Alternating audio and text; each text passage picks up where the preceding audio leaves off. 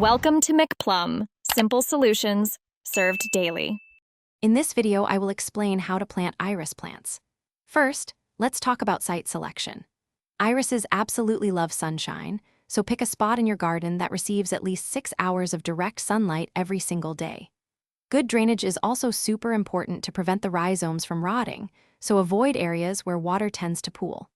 Finally, ensure there's good air circulation around your chosen planting site to keep those fungal diseases at bay. This initial step sets your irises up for success. Now that you've chosen the perfect spot, it's time to prepare the soil. If you have heavy clay soil, incorporating plenty of organic matter, like well-rotted compost, will significantly improve drainage.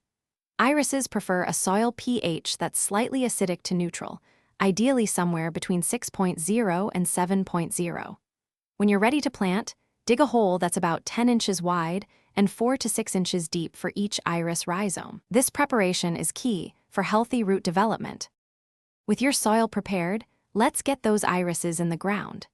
Gently place the iris rhizome just below the soil surface, making sure the very top is still exposed to catch some sunlight.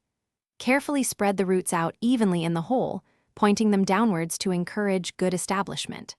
For optimal growth and air circulation, remember to space your iris plants about 12 to 24 inches apart. This gives each plant plenty of room to flourish and prevents overcrowding. After planting, the care you provide will help your irises thrive. Immediately after placing them in the ground, give them a good, thorough watering. This helps settle the soil around the rhizomes and eliminates any air pockets. During dry spells, especially in their first year, ensure they receive consistent moisture. In early spring, you can fertilize sparingly with a low-nitrogen fertilizer to encourage blooms, but avoid over-fertilizing. With these simple steps, your beautiful irises will bring joy for many seasons.